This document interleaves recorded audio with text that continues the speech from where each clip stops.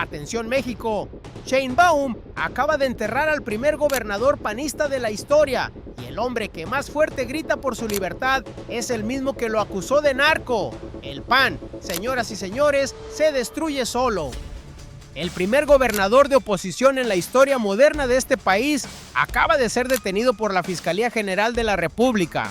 No por sus ideas, no por sus discursos, por contrabando de hidrocarburos, por delincuencia organizada, por un daño de 4,000 millones de pesos al erario federal. Y Sheinbaum ya tenía la respuesta lista antes de que el PAN terminara de gritar. El hombre que hoy exige justicia para Ernesto Rufo es el mismo que en 2017 publicó que Rufo entregó Baja California al cártel de los Arellano Félix. Su nombre es Felipe Calderón y la presidenta Sheinbaum lo recordó esta mañana con una sola frase.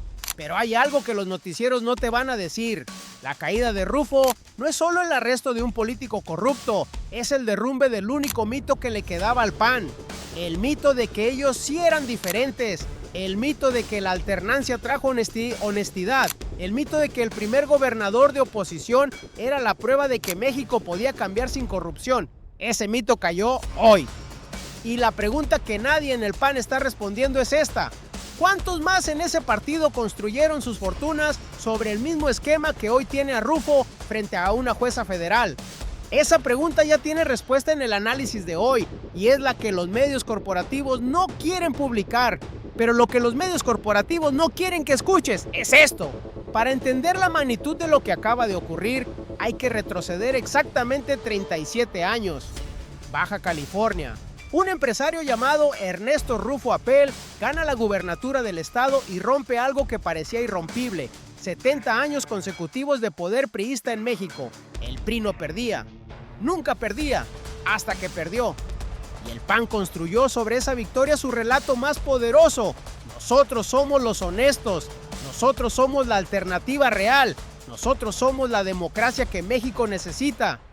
Rufo no era solo un gobernador, era el símbolo viviente de ese relato. Durante 3 décadas, el PAN lo usó como prueba de que el cambio era posible sin corrupción. Rufo fue senador, fue diputado, intentó 2 veces dirigir al partido, intentó ser candidato presidencial y cuando el PAN ya no le dio espacio, se fue a fundar Somos México, el partido ligado a Claudio Detti González, el hombre que coordinó la oposición más organizada contra la Cuarta Transformación. Ese es el contexto que los medios corporativos omiten cuando hablan del arresto de hoy. No detuvieron a un político menor, detuvieron al fundador del mito panista. Y ese mito, hay que decirlo con claridad, nunca fue completamente limpio. Porque mientras Rufo construía su imagen de gobernador honesto en Baja California, las investigaciones que llegarían años después revelarían algo muy diferente.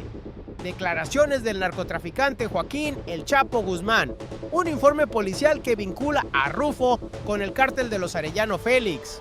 Un hermano, Claudio Rufo, señalado de haber participado en negocios financiados con recursos del crimen organizado. El viejo régimen no era solo el PRI, era también el PAN cuando nadie miraba.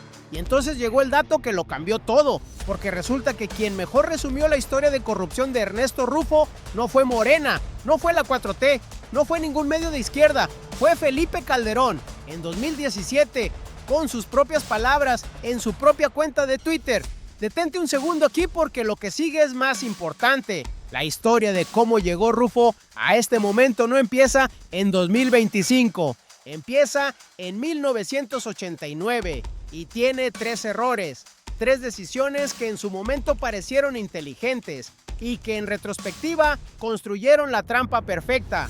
El primero fue gobernar Baja California con un hermano. Entre 1989 y 1995, Ernesto Rufo construyó su reputación de gobernador honesto, mientras su hermano Claudio se involucraba en negocios con recursos que, según las investigaciones posteriores, provenían del cártel de los Arellano Félix. La decisión, que pareció inteligente en su momento, mantener los vínculos familiares dentro del círculo de poder, como hacían todos en el sistema político mexicano, el PRI lo hacía, el PAN también. Lo que Rufo no calculó era que ese involucramiento quedó documentado en informes policiales, en declaraciones de testigos, en la propia narrativa del El Chapo Guzmán, quien años después hablaría de la penetración del crimen organizado en las instituciones de Baja California durante esa época. El primer error no fue la corrupción, fue creer que en México la corrupción no deja registros. Se equivocó de forma catastrófica. El segundo error lo cometió en 2017, cuando Felipe Calderón publicó en Twitter que Rufo había dilapidado su gubernatura y que su hermano entregó Baja California a los Arellano Félix. Rufo respondió con desprecio, lo llamó desesperado, dijo que Calderón estaba dando patadas de ahogado, descartó las acusaciones como venganza interna panista y siguió adelante. La decisión que pareció inteligente, no tomar acción legal, no alimentar el escándalo, dejar que el ruido se apagara solo. Lo que Rufo no calculó era que esa respuesta, esa inacción, dejó las acusaciones de Calderón flotando sin refutación jurídica, quedaron documentadas en el registro público digital y quedaron disponibles para cualquier investigación futura que necesitara construir un contexto de antecedentes. Además, en ese mismo periodo, Rufo se alineó con Claudio X González y la estructura de Somos México. Se colocó en el centro visible de la oposición organizada contra la 4T, lo que eso significó en términos de riesgo jurídico. Nadie en su círculo se lo dijo. Ese fue el segundo error. El tercero lo cometió entre enero y julio de 2025. Pero la pregunta que nadie en el PAN está respondiendo es esta. El tercer error fue el más costoso y el más evitable. Ingemar, la empresa de la que Rufo es accionista mayoritario, operó durante 7 meses una red de contrabando de hidrocarburos desde Texas hacia México, más de un centenar de carros tanque ferroviarios, declarando 10,000 litros por contenedor cuando transportaban hasta 110,000 litros. Una diferencia de 100,000 litros por carro tanque, multiplicada por más de 100 carros tanque durante 7 meses. La decisión que pareció inteligente, la escala de la operación, la hacía invisible. Nadie revisa cada carro tanque, nadie cruza cada manifiesto de carga con cada medición real.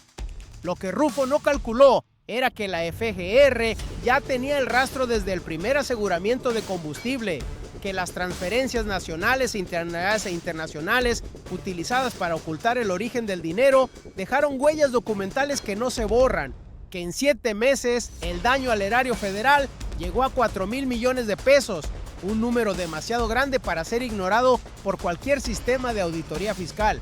Ese tercer error fue lo último que calcularon mal, porque para entonces la FGR ya tenía el expediente cerrado.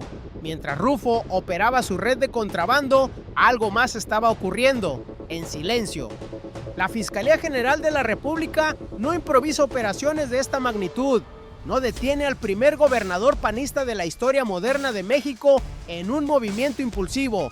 Lo que ocurrió el jueves fue el resultado visible de una investigación de alta complejidad que llevaba meses construyéndose pieza por pieza. El primer movimiento fue el aseguramiento inicial de combustible. Antes del arresto, la FGR identificó y aseguró los primeros cargamentos. Ese fue el punto de entrada al caso. No fue un golpe de suerte, fue el inicio de una cadena de evidencias que la Fiscalía siguió con precisión quirúrgica hacia arriba en la estructura de la organización. El segundo movimiento fue la construcción del mapa financiero. Las transferencias nacionales e internacionales que se utilizaron para ocultar el origen del dinero no desaparecen, se mueven y cada movimiento deja una huella. La FGR rastreó esas huellas hasta llegar a Ingemar, la empresa de Rufo, y hasta las otras 7 personas que fueron detenidas junto a él. Sheinbaum no reaccionó, diseñó, no improvisó, ejecutó. Mientras el PAN organizaba su narrativa de víctimas de persecución política, la institución que Sheinbaum ha fortalecido, la Fiscalía General de la República, construía un caso que incluyó la solicitud y obtención de una orden de aprehensión ante un juez federal. Un proceso legal, con pruebas, con documentos, con declaraciones, con cifras exactas. El tercer movimiento fue el más contundente, la audiencia ante la jueza Alejandra Ramírez de la Vega en el Centro Federal de Readaptación Social número 1, Altiplano, en Almoloya de Juárez.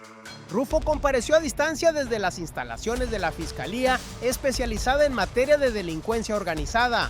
no desde su casa, no desde su oficina, desde la FEMDO. Ese detalle pequeño cuenta una historia enorme.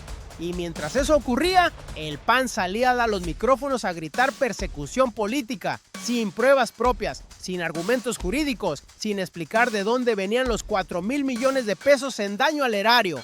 Solo con el viejo manual de siempre. Cuando los alcanzan, gritan que es político. Pero aquí viene lo que los medios corporativos no quieren que escuches. Sheinbaum había anticipado exactamente esa respuesta y tenía lista la pieza que la desmontaría completamente. No necesitó invención, no necesitó propaganda, solo necesitó memoria. Y aquí es donde el plan completo se revela. El jueves por la tarde, mientras Rufo comparecía ante la jueza federal, el PAN activó su respuesta de emergencia.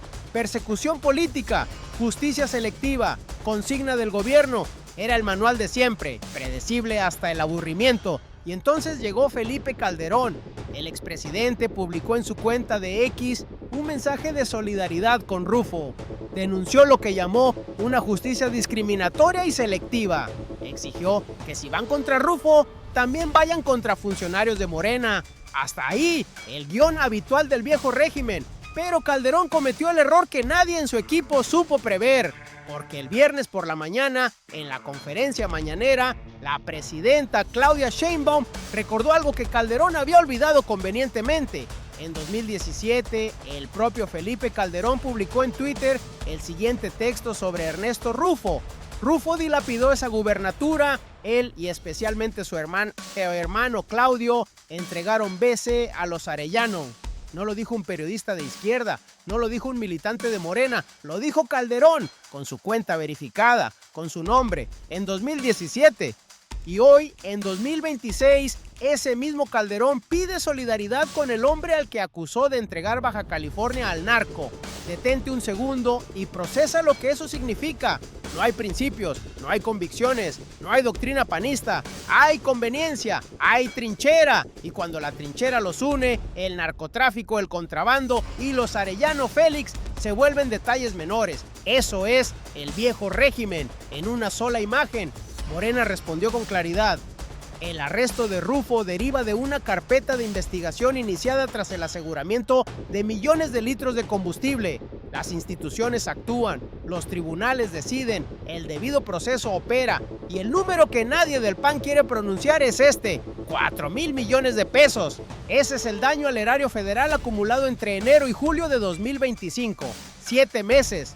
Más de un centenar de carros tanque declarando 10,000 litros cuando transportaban 110,000. Dinero que no llegó a hospitales. Dinero que no se convirtió en becas para estudiantes. Dinero que no pavimentó una carretera en ningún municipio de México. Fue a las cuentas de una red encabezada por quien gobernó Baja California, representó al país en el Senado y presumió durante 3 décadas de ser diferente al PRI. México ya no está solo ante este tipo de impunidad. Hoy tiene instituciones que funcionan. Y hay algo que los noticieros no te van a decir. La caída de Rufo no es el final de esta historia. Es el principio de algo mucho más grande. Porque junto a él fueron detenidas otras 7 personas. Porque las transferencias internacionales que la FGR va a presentar como prueba apuntan más allá de Baja California.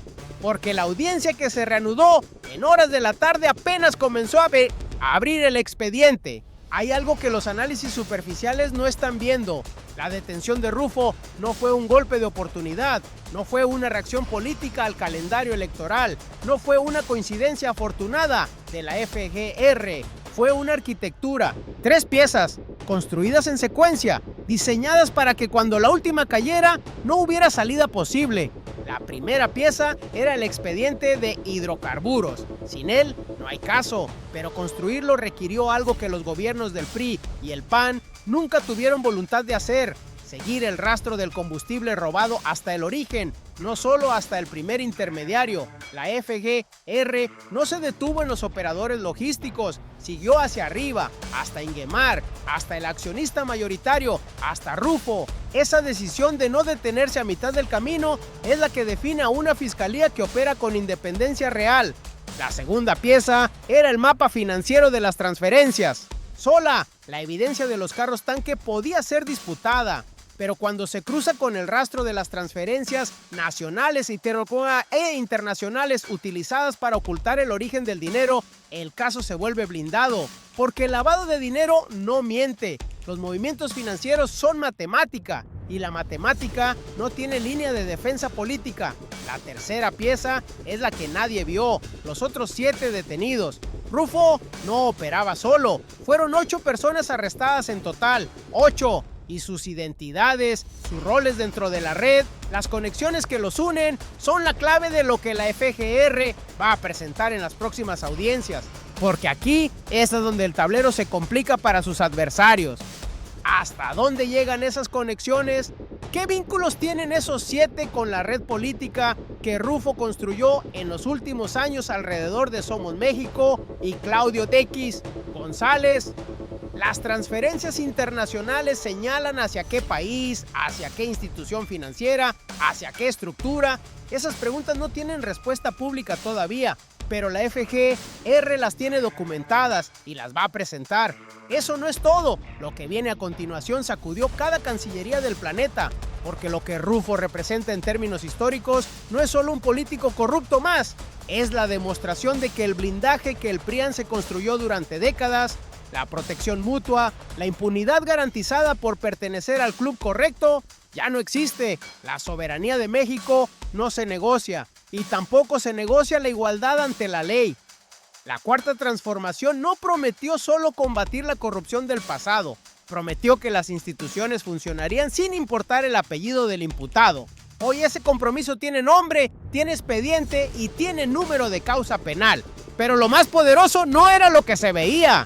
Detente un segundo y procesa lo que eso significa en 3 dimensiones distintas. Primera dimensión, el ciudadano mexicano, 4,000 millones de pesos acumulados en 7 meses, entre enero y julio de 2025. Ese dinero tiene un destino alternativo muy concreto. Son aproximadamente 266,000 becas del programa Jóvenes Construyendo el Futuro durante un año completo. Son hospitales, son medicamentos, son carreteras en los municipios que llevan décadas esperando pavimento. Cada litro de combustible que esa red declaró de menos fue un peso que el Estado mexicano dejó de recibir. Un peso que el trabajador que paga sus impuestos puntualmente subsidió sin saberlo. Eso no es un delito abstracto, es un robo con víctimas reales y con nombres reales que no aparecen en los titulares. Segunda dimensión, México como nación. Lo que este caso cambia no es solo la situación jurídica de un exgobernador, cambia la arquitectura de la impunidad en México. Durante décadas el manual del viejo régimen fue claro: si perteneces al partido correcto, si tienes los contactos correctos, si tu nombre tiene el peso político suficiente, la ley se dobla. No para todos, solo para los que saben cómo funciona el sistema. Hoy ese manual quedó obsoleto. El primer gobernador de oposición en la historia moderna de México está sentado frente a una jueza federal. No hay contacto que lo proteja, no hay peso político que doble el expediente, no hay manual que funcione cuando las pruebas son transferencias bancarias documentadas y 4,000 millones de pesos en daño fiscal. México ya no está solo, tiene instituciones que funcionan.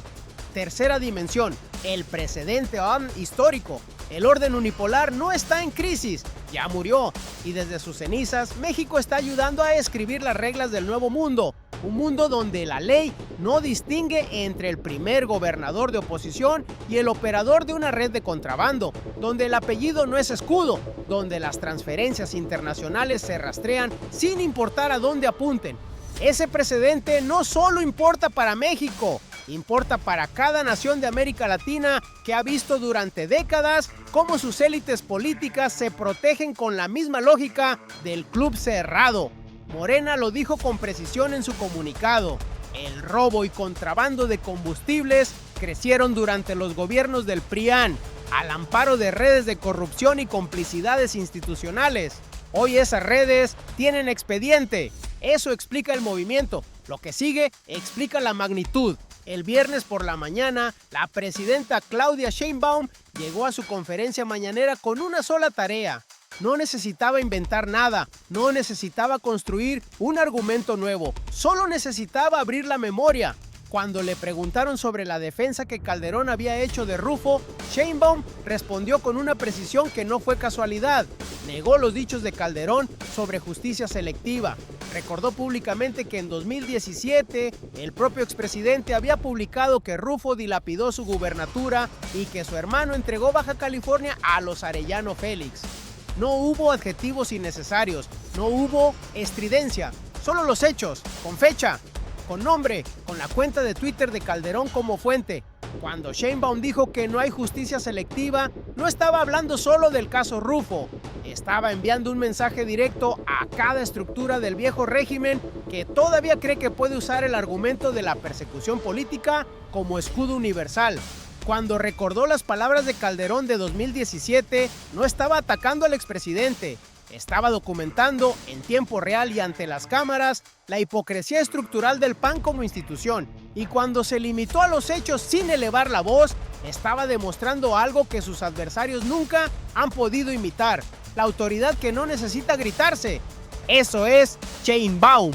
No improvisó, no reaccionó, diseñó, ejecutó, y cuando habló, ya había ganado. El mensaje también fue hacia los medios corporativos que en las horas previas habían construido la narrativa de la persecución política sin revisar el historial público de Calderón.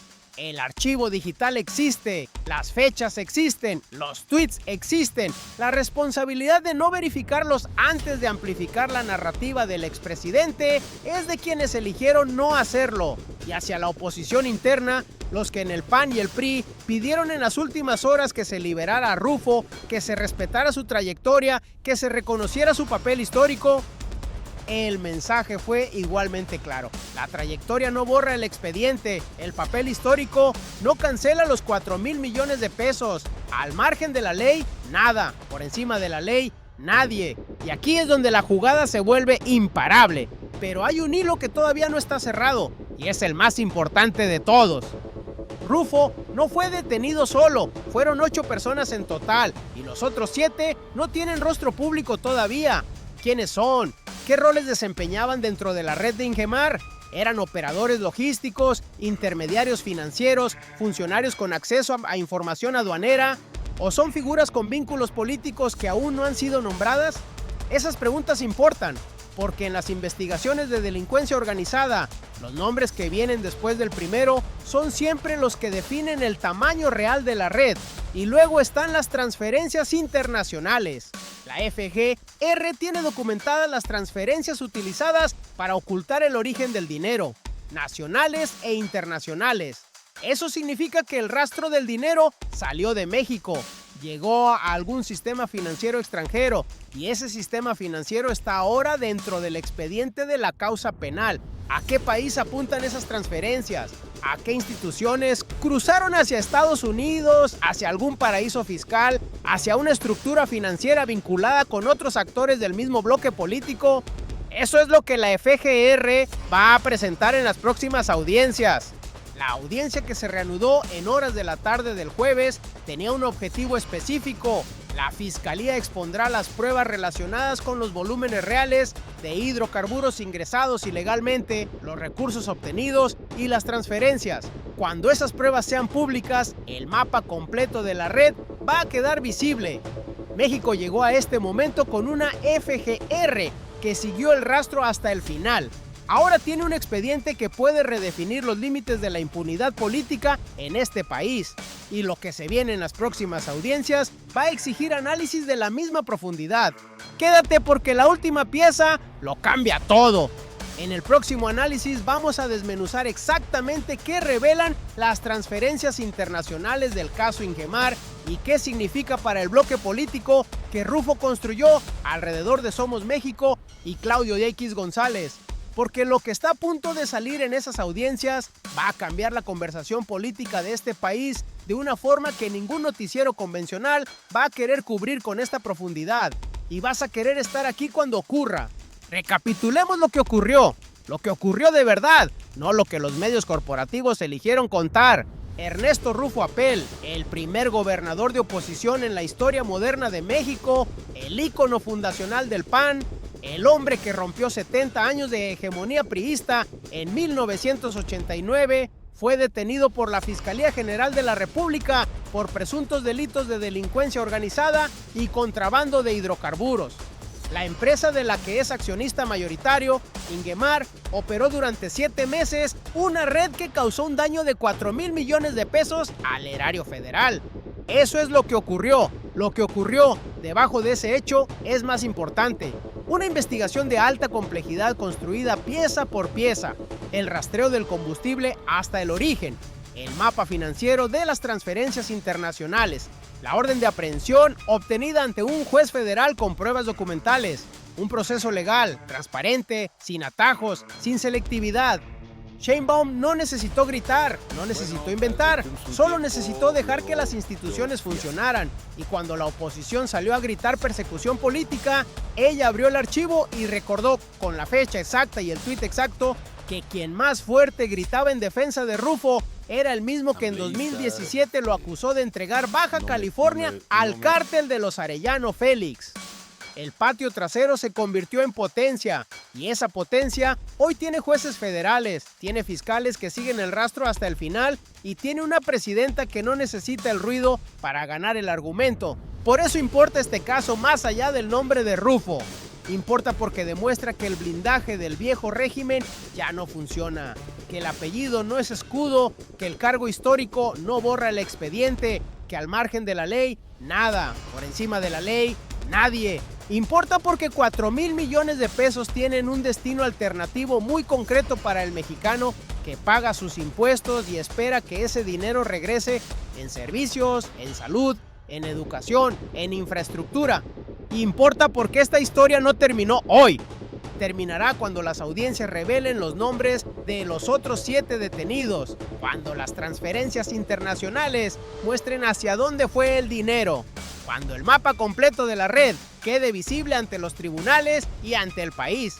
Si este análisis te abrió los ojos sobre lo que realmente está en juego, dale like ahora mismo. Cada like le dice al algoritmo que este tipo de contenido importa, el que no te van a dar los noticieros de siempre. Suscríbete al canal y activa la campana, porque lo que viene en los próximos días va a necesitar análisis así de profundo y vas a querer estar aquí. Y antes de que te vayas, una pregunta para los comentarios. ¿Crees que las transferencias internacionales del caso Ingemar van a alcanzar a más figuras del bloque opositor? ¿O el PAN va a lograr contener el daño político antes de que salgan las pruebas? Escríbelo abajo. Quiero leer tu análisis. Abrimos este video con una pregunta. ¿Cuántos más en ese partido construyeron sus fortunas sobre el mismo esquema que hoy tiene a Rufo frente a una jueza federal? Hoy esa pregunta tiene expediente, tiene causa penal y tiene una presidenta que no olvidó ni una sola palabra que sus adversarios escribieron pensando que nadie iba a recordarlas. Qué momento para estar vivos y ser testigos de esta transformación.